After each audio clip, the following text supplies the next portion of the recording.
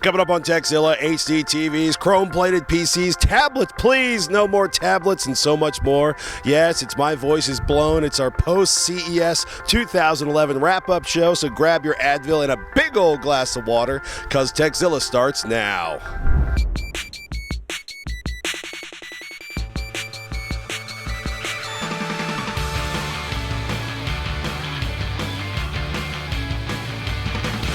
Today's Tekzilla is brought to you by Go to Assist Express. Support smarter with Go to Assist Express. Netflix. Go to netflix.com/Tekzilla to get a free trial membership. And audible.com. Get a free audiobook at audiblepodcast.com/Tekzilla.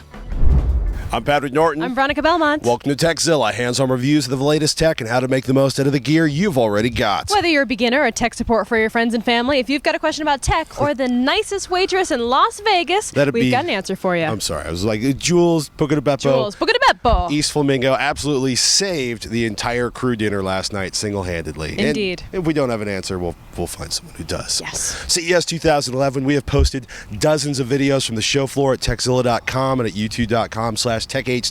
And of course, youtube.com/revision3. Yeah, and we covered about 0.2% of all the products here at CES 2011. But we think we got the big stuff covered at least. The latest HDTVs, especially the ones that don't require glasses. That's for 3D. Right. Robert Heron will be on later to talk about that. 3D was a big theme in cameras and camcorders too, and 4G was all over the place. The Motorola Atrix 4G was getting tons of attention. I really liked Verizon's 4G gaming demo. Mm-hmm. They had Dungeon Defender running on an Alienware M11X and a tablet in their booth, running over Verizon's new 4G network with Acer tablets over in the NVIDIA booth. So it was pretty crazy. I just want to see if the 30, 40 millisecond latency they're getting now when basically no one's on the network holds up when the network gets basically, when everybody comes out. When we know the monthly pricing of Verizon's 4G, and if there is no bandwidth cap. I was promised that by one of the... We'll see about that. One of the folks at Verizon over there was like, no bandwidth cap on 4G. For now. Point taken. Yeah. Mm-hmm. And then there were tablets. There were tablets everywhere. Oh my God, we could not stop seeing tablets everywhere. Verizon showed Acer's tablet for the tech demo, like we mentioned. Companies that you've never even heard of, like Viliv, had their X7 and X10 Android tablets, as well as a Windows 7 Slate. Toshiba had their yet unnamed tablet, as well as Dell. And Patrick was hands-on with the Dell Streak, right? The Dell Streak 7. They also had a new 5-inch, basically Android-based phone. We'll talk about more in the next couple weeks. Oh, and they did like literally a 5-second sneak peek. Like the man on the stage was like, and we have this coming, and he held it up like 40 feet away from everyone. A 10-inch tablet for enterprise that won't be out till next year. Yeah, and you can check out our videos of the Toshiba tablet and the Motorola Zoom on our daily feed. Oh, and we finally got to see Honeycomb in the Zoom. Ooh. That was really awesome. Well, kind of. We kind of got to see it. Google did a walkthrough of the new Android OS tablets for tablets during the Verizon keynote. And we also saw it running on the Motorola Zoom. And Gadget has some great pics of that, by the way. Yeah, it was pretty crazy. I mean, I'm excited about Honeycomb, and I really just let us get. Please, we want to get hands-on with it. I know, hands-on time. That's a big thing. They wouldn't let us get any hands-on time. Some people got in there. It was like running over 20 feet. What do you think of it now, Ms. Belmont? It's gorgeous. I want to touch it. Want to touch it. Microsoft keynote wasn't a huge deal. Steve Ballmer insisted that the Xbox 360 is already the living room entertainment box with 50 million units installed. They've sold 8 freaking million Kinects. I gotta say though, the 3D Avatar game, Walk Around World, the name of which I can't remember, although Steve Ballmer's avatar looked really cute. Actually, that looked really cool. And apparently, the Kinect can actually track facial expressions, bring them out in the 3D world. I want to see that in real time up close. I want to be in the room with that. They also had video of the new Surface tables, one that you might actually want to put in your house, which was really nice. And then there was Apple. Apple won't exactly come anywhere near CES, but they did release a new App Store for OS X midweek. And that kind of put a standstill to things for about an hour. People were like, oh, the App Store is up, it's live. And they were like, well, Angry Birds is the most popular game. I'm so surprised. Angry Birds was mentioned in every single demo here at CES. We're talking every single smartphone, every single tablet, every single HDTV that you could output like HDMI from some other source to play Angry Birds on your giant TV. Yeah, it was pretty awesome. And on Friday, Verizon announced a special press conference for January 11th, the Tuesday after CES, which everybody online thinks basically will be the announcement of the Verizon iPhone. We got to wrap up with that in our daily feed. Yeah, Josh Topolsky said on Twitter that if they try to walk out of that room without announcing the Verizon iPhone, they're going to be in big trouble. Yeah, big trouble at this point. I think his exact phrase was, "Nobody's going to walk out. Nobody from Verizon's going to leave walk out alive." Yeah. Yeah. To put it, a lot of folks were seriously disappointed that Verizon didn't announce an iPhone during their CES keynote. When we come back, Robert's going to give us the highlights of all the new HDTVs at CES. I personally am obsessed with Samsung's 0.2-inch thick steel bezel on the new 8000 series of HDTVs. But right now, let's thank one of our sponsors. If you work with clients and colleagues to resolve computer issues, I have an incredible remote support tool that will make you look like a hero while saving you time and money and boosting productivity. Go to Assist Express, brought to you by Citrix, lets you easily resolve computer issues in real time or after hours while your customers are away from their computers, allowing you to be more productive. In fact, on average, Go to Assist Express users report a 40% increase in productivity. That's like getting 2 extra workdays back a week. Try Go to Assist Express free for 30 days. For this special offer, visit gotoassist.com/Tekzilla. It's time to get our HD Nation on with Robert. You can find me down in the Binion. You look so Vegas, baby. Yeah, it's my last day in town. You got to go out with style, baby. It's the glasses. It's the dark. Are those? Tell me those are at least like reactive glasses. They are, and they're prescription. So okay. I do need them. Obviously, it's time for our HDTV updates with Mr. Heron. You want to start with Samsung, LG, or Vizio? Let's take it from the top. Samsung had a pretty impressive display here with a brand new booth design that looked really good. They're highlighting really their new 7 and 8 series D-series television. So you got the D7000, D8000 series, basically incorporating a very thin bezel design. 0.2-inch, all steel on the 8000, steel and acrylic on the 7000. You're telling me that the 8000, which is one of our picks, the C-Series 8000, one of our picks, is best, basically like the best LED LCD flat panel of 8000 or of 2010 of your 8000, especially with edge-lit technology. So you're saying it's going to take a step forward. It's not just the bezel, although we're obsessed with the bezel. Thin. But you're saying thick. Improvements in video technology, basically improvement in the video. Oh, you talk. Video processing. It's basically they build their own system on a chip for handling up conversion and video processing to affect things like removing noise and scaling. And it's Samsung's own part. This is their 3rd generation part that's going into this TV, and it's one of the best I've seen so far. So basically, and we should say right now, if you're like me thinking like I should wait to buy a new HDTV until the 8000 D series is out with the new bezel, it's going to be months. Save up your cash. Well, you have like 6 or 8 months to wait up for this one, or get a good deal on what's currently out there. Of course, with the new series, you're going to have improvements in contrast and picture performance as well. Also, the integrated app store is a big deal. Samsung's Smart Hub technology. They were calling it Smart TV. I think they're going to change the name to Smart Hub. Right. It's basically the umbrella term for all of their apps as well as their 3D technology, pretty much everything that's being integrated into the sets themselves. And they have a ton of apps. They have a bunch of. They did a $200,000 grand prize app contest for developers. If you want to see more of those apps, check out our short Samsung segment that we did on the daily segment. LG and Vizio kind of tied together. Let's start with LG and their passive 3D technology. Totally. This basically eliminates the need for active shutter glasses, the kind that we've known for about 30 years now. This is the same kind of 3D glass technology that you would use in the movie theater. Right. And the benefits are really that you can have improved light performance as far as what can go through the lenses, and you have better viewing angles in terms of how you tilt your head to the picture. However, the main drawback is that with the current glasses or the current passive technology is that you lose half the picture resolution.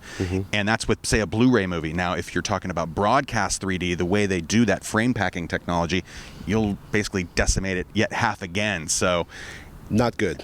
What it's going to lead to probably is the introduction of 4K by 2K panels, 4,000 pixels by roughly 2,000 pixels. You're going to have to double the panel resolution in order to regain the lost pixels of this technology. And it's unlikely, at least for in the short term, that we're going to see this passive technology brought to plasma displays, because plasmas have a thicker sheet of glass typically on the front, and it makes the sweet spot so narrow that it's probably not very practical at this point. So Vizio is purchasing LG's glass for their passive 3D HDTV, but that was not the cool thing. And Vizio coming out with their first cell phone. We're not even going to get into that right now. Let's talk about Vizio's 21:9 flat panels. Totally. Their cinema screen, basically. This is a nice aspect ratio. That refers to the shape of the picture. We have a more square picture with the old tube TVs. No bars. Yeah. And with the 16:9, that stretched it, made it a more rectangular picture. But the stuff we watch in the movies, most movies that you see today are what they call CinemaScope. 2:3, 2.25 to 1. Yeah, about 240 to 1 or 235 to 1 aspect ratio. This is a screen that matches that. So when you do watch those commercial movies, or you're basically most of your cinema, you can watch it without the letterbox. Are we talking about like 100, a 70 inch, a 60 inch? What are the sizes? They have 50 and a 56 inch screens coming out soon, and they're prototyping a 71 inch with local dimming technology, which is really good. The current models that Vizio is showing off are edge lit, which are great. And the nice thing about Vizio's setup that I like more than any of the other 21:9 screens I saw was the fact that when you're watching 16:9 content on it, it can slide that picture over to one side, and the remaining part of the screen can be used for their app store. So you're not wasting your picture, really, or you're not having to add black bars to the sides for your 16:9 HDTV content. Which is pretty awesome. So we're kind of lukewarm about passive HD technology right now. What about Toshiba's glasses-free 3D demo? There were huge lines at the Toshiba. I saw a lot of bad glasses-free 3D technology at the show. And quite frankly, one of the worst was Toshiba's demo. They had one that honestly looked... The artifacts in general it was similar to what you'd get with interlaced content. There was a lot of feathering artifacts and line artifacts that you were just like, it wasn't that impressive. However, I will say some of the handheld portable devices that incorporated glasses-free 3D technology were pretty impressive. Sharp's booth had a cell phone, a smartphone technology that was being demonstrated that you could buy today that had a beautiful 3D screen. When you can hold it in your hand and move it around a little bit, it's easier to find that sweet spot to get the 3D effect. And there was some cool functionality in the Sharp phones as well, where you could actually adjust the depth of field for the content you were looking at.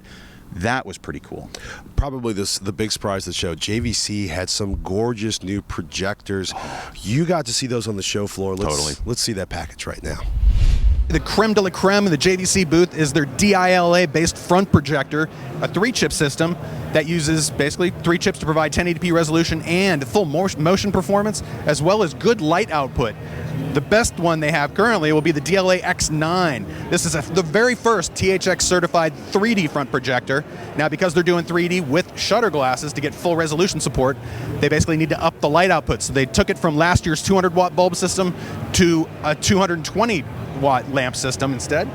Also, it uses JVC's 3rd generation optical engine with improved wire grid polarizer, which is really good because the polarizer was what was enabling them this new design with the wire grid. It features less crosstalk as the light travels through it, so you're actually getting darker blacks and brighter whites, so it takes the contrast of the picture from last year's 70,000 to 1 to 100,000 to 1, which it's really at the top end. But arguably one of my favorite control features on these new projectors, the X9 and the X7 in particular, is LAN control. You run an Ethernet cable into the back of the projector, you connect it to your computer, and you're able through a web interface, browser-based, to control the projector and calibrate it and do all the setup features remotely. Very, very nice.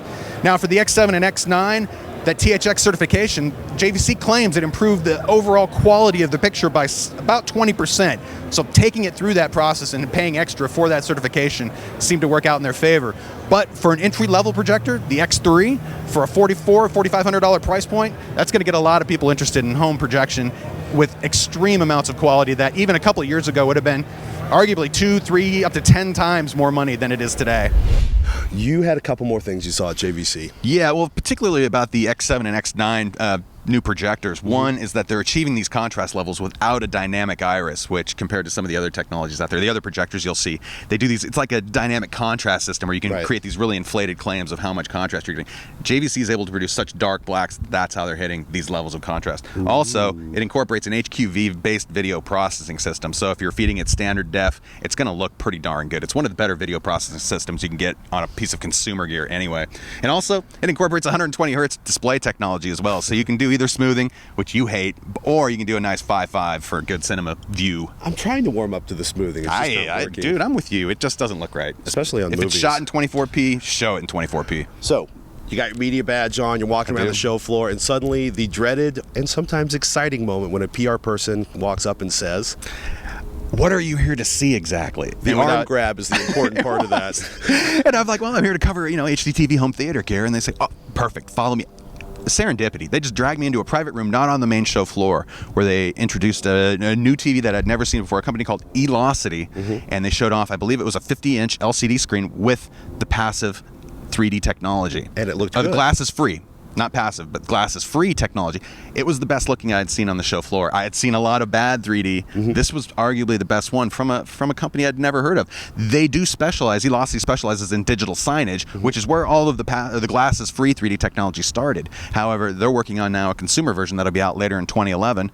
That's going to be available, and you are losing half the resolution, but it didn't have those artifacts that annoyed me so much with Toshiba's demonstration. And they also had a demonstration of a 10-inch picture frame as well that had the same 3D technology. So if you want to get the effect on with your photos, either pseudo 3D, where it'll take your 2D photos and convert it with software, or if you actually have a 3D camera already, you can do still photography and display it in its native format. So we're going to wait till later in 2011, hopefully see Elocity's technology in action. Let's go back to passive 3D for a second versus active 3D technology. Does it mostly suck?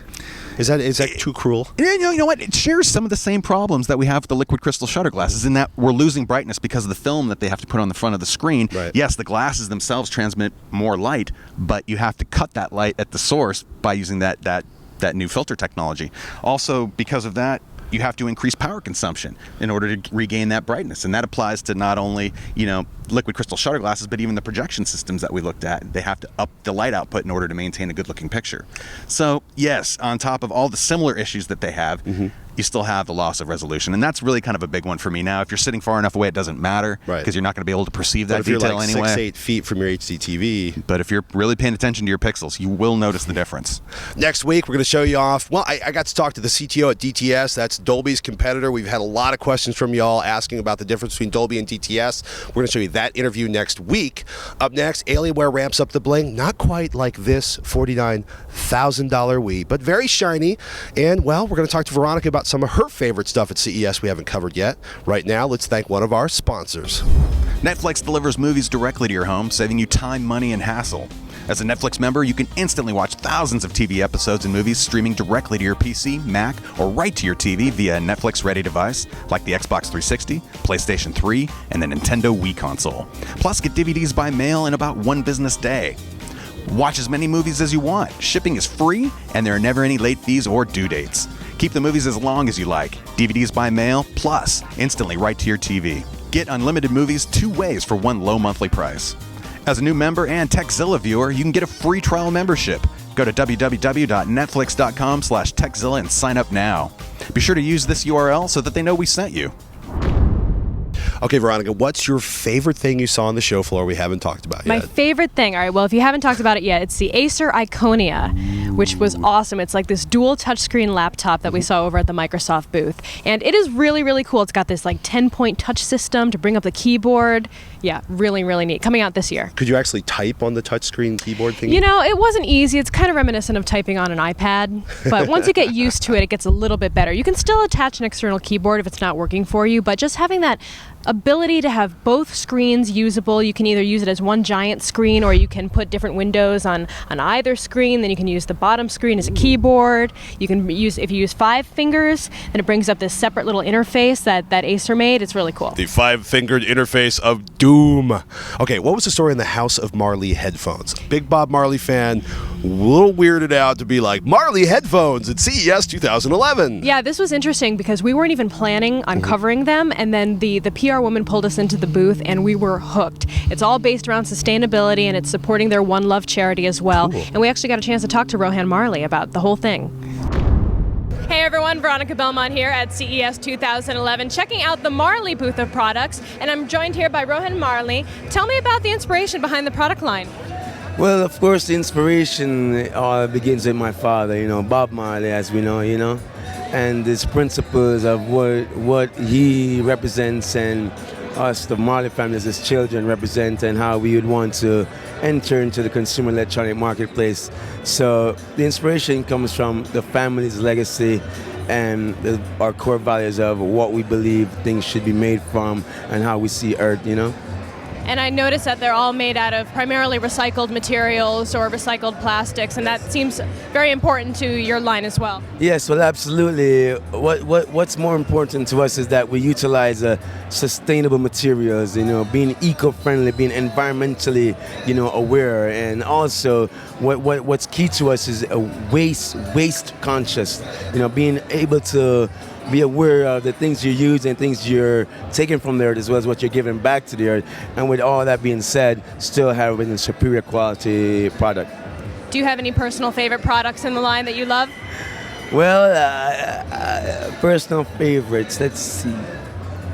Depends where I am because, the jamming line, so when I want to have fun, that's geared towards the younger gongs, And if I want to look good and more lifestyleish, I'll go to the Freedom Collection. Whenever I get into the studio, I definitely got to use a Destiny because Destiny is catered towards the musicians and the producers. So I would say depends on my location, where I am, what I'm doing. I would be able to select one of those three, Yes. When will the products be available for consumers? Well, the second quarter, I think, yes, I believe so, yes. So what was your favorite thing that we haven't covered yet? I got to say, Alienware, Roger's beloved M11X gaming notebook, did not get an upgrade this year, but the new Aurora desktop platform, Ooh. Yeah, factory, basically water-cooled, factory overclocked Core i7, running up to 4.1 gigahertz. That's going to start around, brace yourselves, $1,800. And as you can see from the video, check this out. For $150 extra, you can get the chromed Aurora case. Well, that's kind of cool. Yeah, it was like I won't lie, it's kind of cool. How could Alienware be more over the top? They're going to chrome the case for you. Chrome it out. Yeah, the Core i3, if that's a little rich for your blood, the Core i3 Aurora platform starts at around $1,000. Alienware was also showing off the next generation M17X, 17.3-inch screen, a notebook chassis that not only can pack Intel's Core i7 CPU and has enough power on board for a 100-watt GPU. I suspect you'll be plugging into the wall for that. Yeah. And an optional wireless HD system.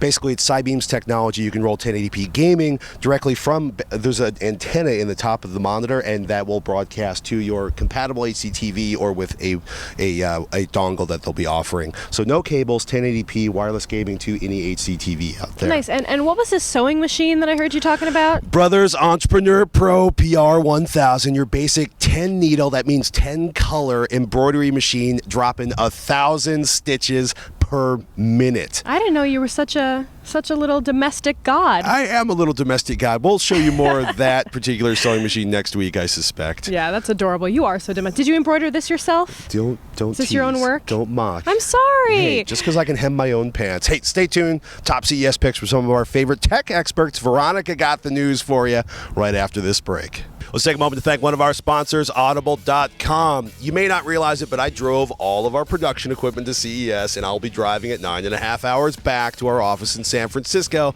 which brings me to the joy of audiobooks. Audible.com is the leading provider of downloadable digital audiobooks and spoken word entertainment. 75,000 titles to choose from. You can download them to your iPod, whatever kind of MP3 player you have, and play them back anywhere, anytime, like on a 9.5 hour drive from Las Vegas to San Francisco. They've got books in every genre: science fiction, thrillers, drama, comedy, business, history, and quite a bit more. I got to check to see if the new Washington biography is on there. Hey, do yourself a favor. Go to audiblepodcast.com/Tekzilla. You can get a free audiobook, free, a download of your choice when you sign up today. Please go to audiblepodcast.com/Tekzilla for your free audiobook. You'll love it. Trust me.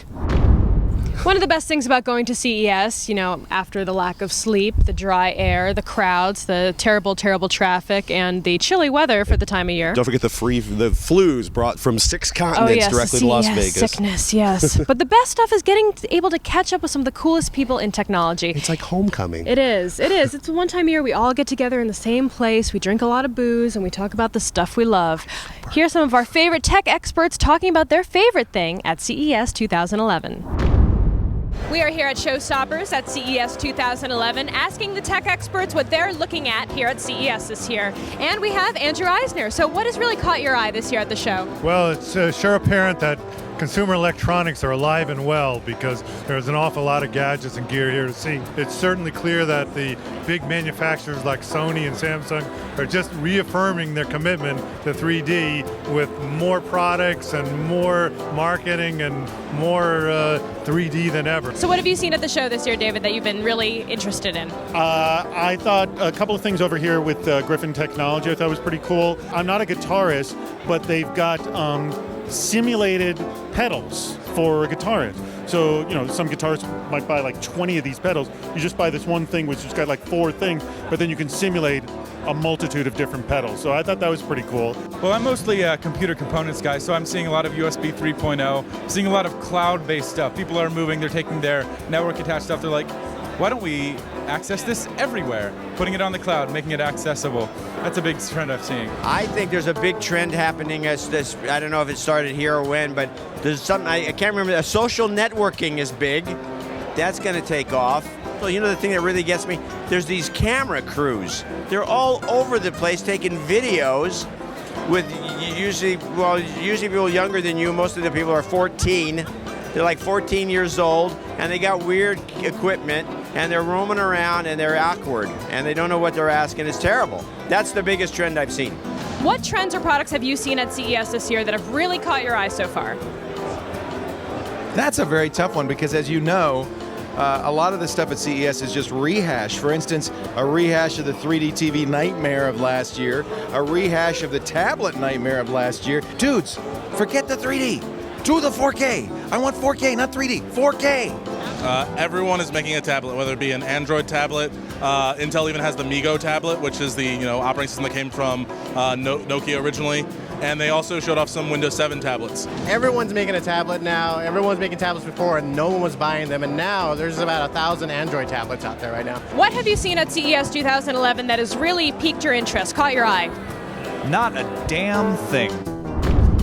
We got more CES coming for you next week, along with the usual dog pile of your tech questions. That is the core of Tekzilla. Hey, email us, tekzilla@revision3.com, or tweet us at Tekzilla. Yes, and thank you guys so much for watching all of our CES coverage, all our special stuff this week. If you want more of the coolest gear from CES 2011, go to revision3.com/CES or on YouTube at youtube.com/TechHD. I'm Patrick Norton. I'm Veronica Belmont. We'll see you next time on Tekzilla.